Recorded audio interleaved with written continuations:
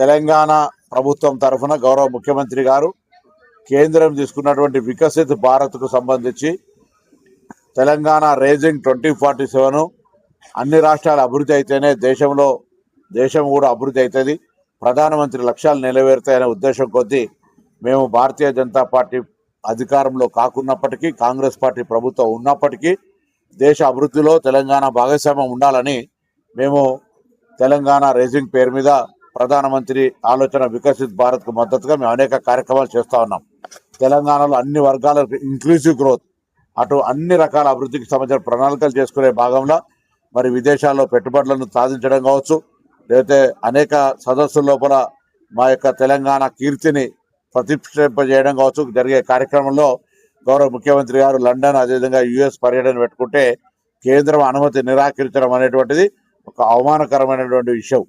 నేను ప్రభుత్వాన్ని అడుగుతా ఉన్న ఒక గౌరవ ముఖ్యమంత్రి గారు విదేశాల్లో తన రాష్ట్ర ప్రయోజనాల కొరకు తిరిగేటువంటి హక్కు కూడా లేదా అని అడుగుతా ఉన్నాం.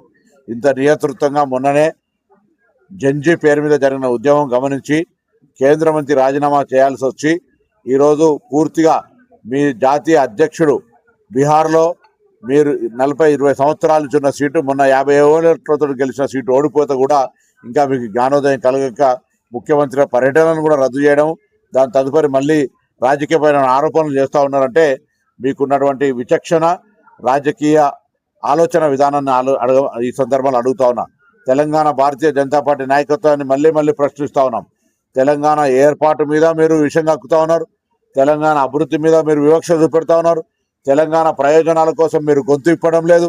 ఎంతసేపు మీలో ఐక్యత కొరకు ప్రయత్నం చేస్తుంది కేంద్ర పార్టీ, కానీ తెలంగాణ అభివృద్ధికి సంబంధించి కేంద్ర పార్టీ కానీ కేంద్ర ప్రభుత్వం కానీ మీరు వాళ్ళకి చెప్పడం కానీ వాళ్ళు మీకు చెప్పడం కానీ జరుగుతలేదు.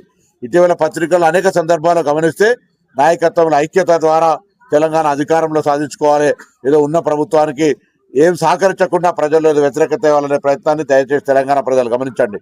మేము చిత్తశుద్ధితోటి గత ప్రభుత్వంలా కాకుండా కేంద్ర ప్రభుత్వంతో కలిసి ఉండి అన్ని సమస్యలు వాళ్ళ దృష్టికి తీసుకొని పరిష్కారం చేసుకోవాలని అనుకుంటా ఉన్నాం. కానీ కేంద్రమే మోకాలు అడ్డుతూ మా మెట్రో రైలు కావచ్చు, ఔటర్ రింగ్ రోడ్ కావచ్చు, లేకపోతే ఇంటర్నల్ రేడియల్ రింగ్ రోడ్స్ కావచ్చు, ఇతర ప్రాజెక్టులన్నింటికీ అడ్డుకట్ట వేస్తూ జాప్యం చేస్తూ ఈరోజు తెలంగాణ అభివృద్ధికి సంబంధించి పక్క రాష్ట్రానికి ఇచ్చే నిధుల మాదిరిగా అనేక ఆర్థిక సహకారం అందించేటువంటి అవకాశం ఇవ్వట్లేదు. దానికి తోడు ఇక్కడ చిన్న అంశాల మీద రేషన్ కార్డులో ఫోటో పెట్టమనో బాత్రూంలో ఫోటోలు పెట్టి అడుగుతా ఉన్నారు. మేము రాష్ట్రం నుంచి ఇస్తున్న పన్నుల్లో మాకు వాపసు వస్తుంది ఎంత, ఆ సగటు రేటు వేరే దక్షిణ రాష్ట్రాలకు ఉత్తర రాష్ట్రాలకు తేడా ఎంత ఉందో మరి దేశ ప్రజలందరికీ తెలుసు.